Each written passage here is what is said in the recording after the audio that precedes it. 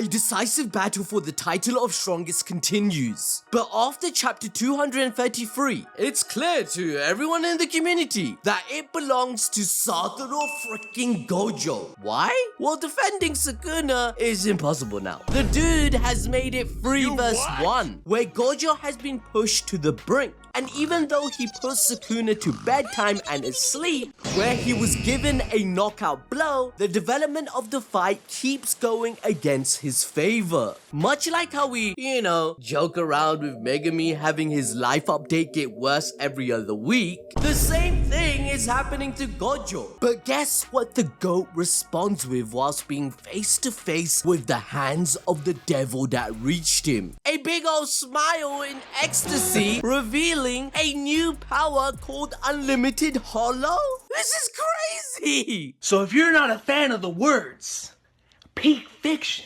GOAT, raw, fire, click off of the video. Now you may think, oh god, ABD is meat riding Gojo like he does every other week. But there is definitely good news for Sukuna as the foreshadowing of Satoru's death occurs once again. Hey bro, come on now, dawg. Come on, man. The fight resumes where we left off, with Sukuna recovering from Gojo's Black Flash. His punches are already laced with his blue technique, but adding Black Flash on top of that can actually be scaled mathematically. For example, in chapter 48, we are told that Black Flash enhances the destructive power of a strike by a normal hit to a power of 2.5. Now this doesn't mean the punch is being thrown 2.5 times stronger. No.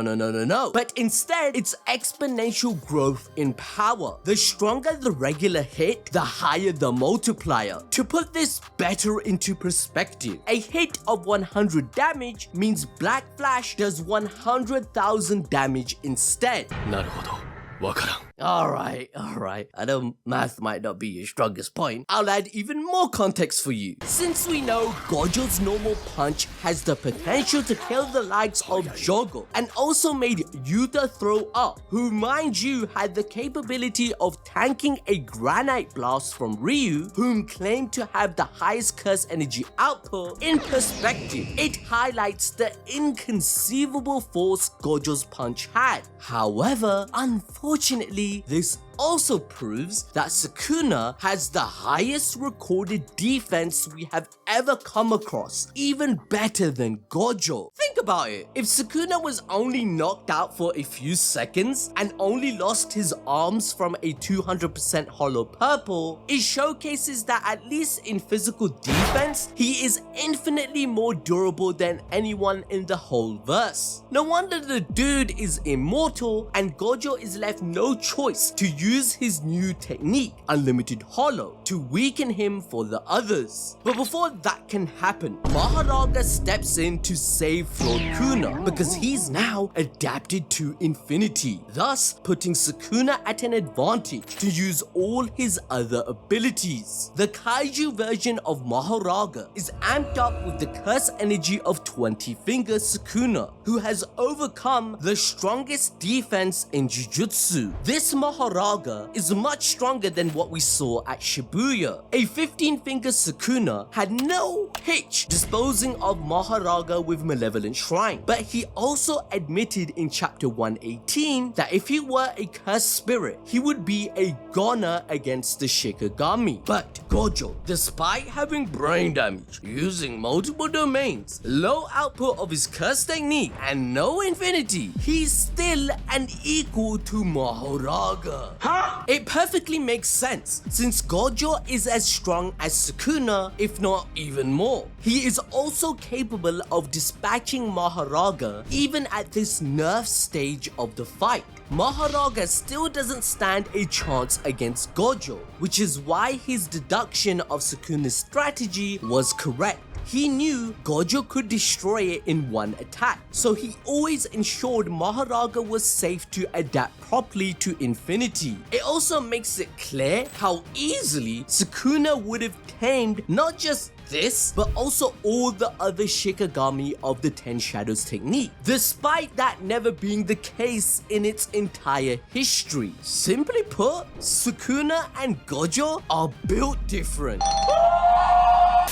I read your support comments weekly thanking us for breaking this fight down every week, I would appreciate it if you can smash the like button and the notification bell for the channel, as it helps us keep covering peak fiction. But speaking of peak, Gojo looks like he's losing his, as the wounds are healing more slowly because the output of his curse technique has taken a dip after the severe brain damage. Both he and Sukuna are experiencing this, but unlike Sukuna, Gojo only has his own curse technique to rely on throughout the fight, in which Mahoraga has already adapted to blue and is now on the offensive. Hence, the possibility of Gojo losing starts running through everyone's minds in this unfair fight. But what's even more shocking is Gojo's own thought process, because my man is reminiscing about Toji Fushiguro. Gojo himself acknowledges that the last time he thought he could lose was against him. So as he thinks about defeat, a different feeling of ecstasy overwhelms him. And that, ladies and gentlemen, is satisfaction. Just like Yoruzu's words to Sukuna about the loneliness that comes with being the most powerful, Gojo has also experienced that. Yet at this moment, he is more satisfied than ever, all thanks to this fight with someone just as strong as him. In other words, Gojo and Sukuna are literally nutting.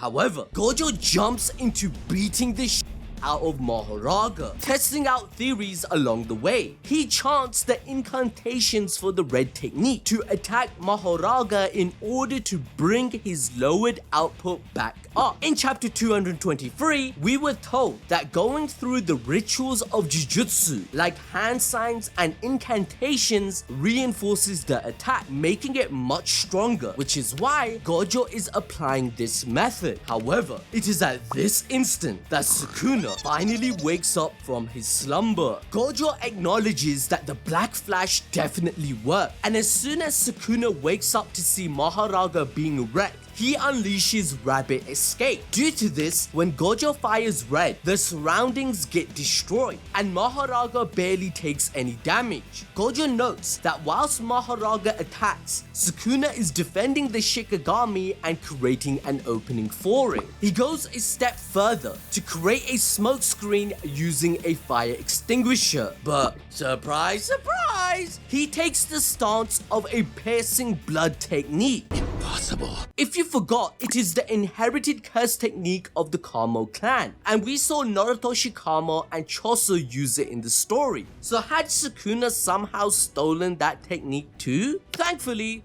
no, he was simply replicating the pose that he saw Choso using through Yuji's eyes at Shibuya to channel Max Elephant's water in the form of an arrow. Now there's a lot to dissect. It's a testament to Sukuna's skill, as he once again demonstrates that he only needs to look at a curse technique once to make it his own and better. He did the same with Gojo when he fixed his burnout with the reverse curse technique, and also to become immortal via seeing Kenjaku's methods. So it's admirable how Sukuna's affinity for Jujutsu allows him to analyze a technique with such efficiency and effectiveness.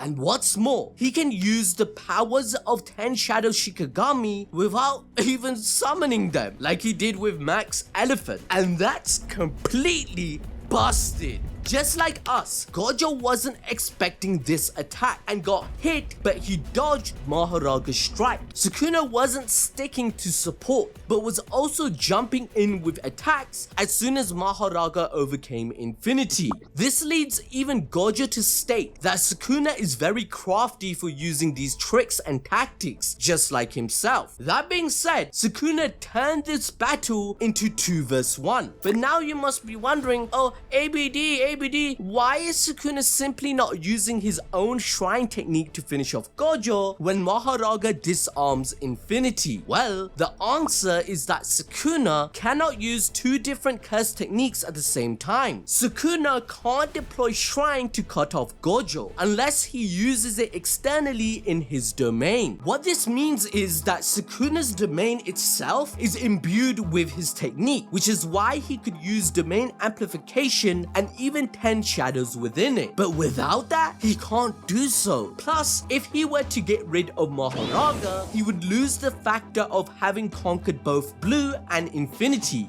leading back to a stalemate. Hence, Sukuna has no option but to use 10 shadows alone. In fact, the only reason Sukuna can even use other Shikigami is that Mahoraga has completed its adaptation to infinity, and now Sukuna can utilize more resources. Earlier in the fight, all of it was focused on Mahoraga taking down Gojo's defense, but now he can diversify it. This also implies that Mahoraga will now take longer to adapt to the red technique, so it is safe for the time being as Gojo's card. But whilst Gojo is also extrapolating all of this, Sukuna makes another move. He calls forth another Shikigami to make this fight not 2v1 but 3 vs 1. And this time he combined 2 Shikigami, Niue and the Divine Dog's totality to manifest Chimera Beast Agito. Like, bruh, he got so scared by Gojo's thoughts alone that Daddy Mahoraga wasn't enough to save the day. Fraudkuna needed to call his mommy to the brawl too. This is definitely the worst loser behavior ever. And even Gojo calls him out on it. He mocks Sukuna as a lost alien. Now, since we go deep, if you didn't know, Gege is referencing a real-life event called the alleged UFO crash of 1941 near Cape Girardeau. Some people claim to have seen a UFO, and a picture from this incident became infamous that showed 2 humans holding an alien which surfaced. Just for that little Easter egg, can I get a like? But now that the story has established that Gojo can defeat Sukuna in a 1 vs 1 battle, as technically speaking he has already beaten him 4 times over in this fight so far, we cannot deny that it is a smart act to use anything and everything at your disposal in a fight to the death. This development goes back to how unfair the Jujutsu world is. Cursed spirits are nothing but cursed spirits at the end of the day, a lesson that Yuji Itadori learned the hard way at Junpei's death. Even recently, in chapter 214, when Yuji asks Sukuna why does he spread misery, his response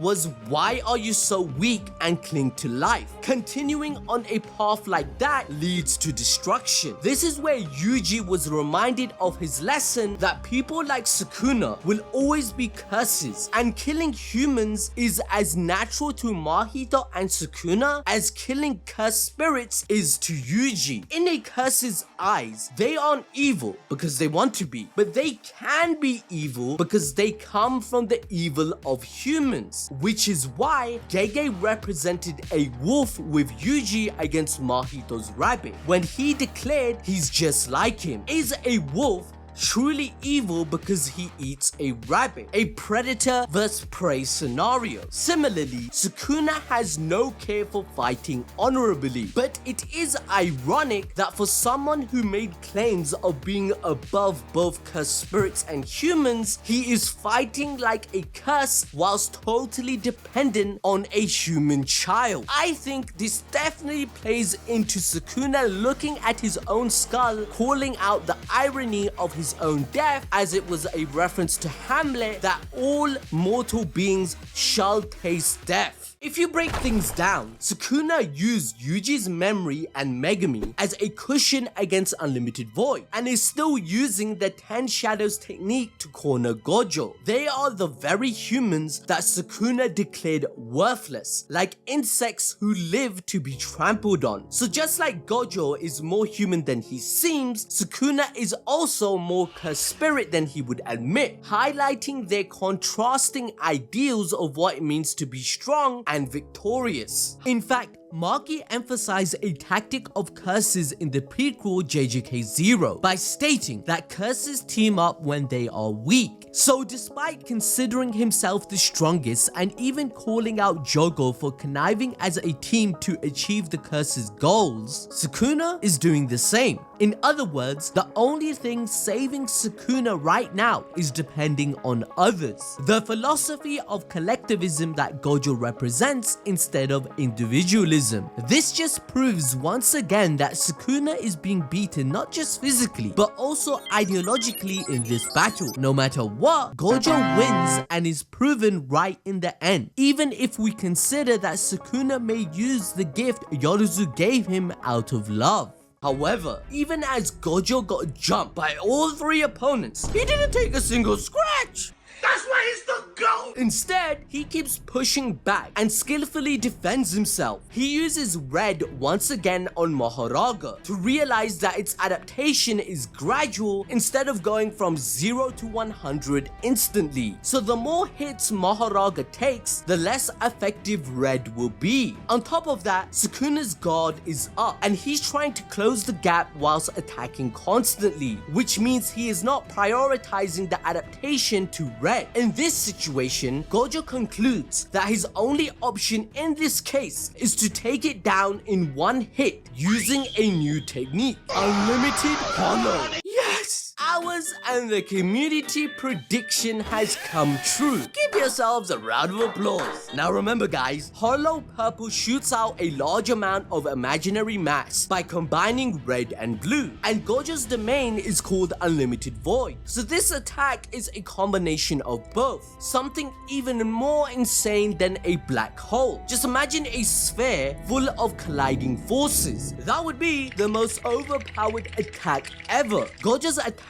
and recovery speeds are much faster than Mahoraga, so it will not be able to defend itself against such a massive attack. And once a Shikigami of 10 Shadows dies, it cannot be summoned again, which means that Sukuna's biggest card will be lost and he will be weakened, which is one of Gojo's goals. But let's not forget that Sukuna still has a massive arsenal on his side to use. Number 1, the other Shikigami of 10 Shadows, including the Dare, which can use the reverse curse technique. Number 2, his own curse technique, the Shrine, which can be used after Infinity is down. Number 3, the Fire technique from Open and other techniques that are stored in the same manner. Number 4, his final 4-arm demon form from the Heian era that came with the divine weapons. And number 5, the parting gift from Yoruzu that was left a secret. Sukuna still has a lot more to give, and so do I. So to enjoy more peak fiction, Boruto's time skip has started. Watch the video on your screen right now as I break down everything.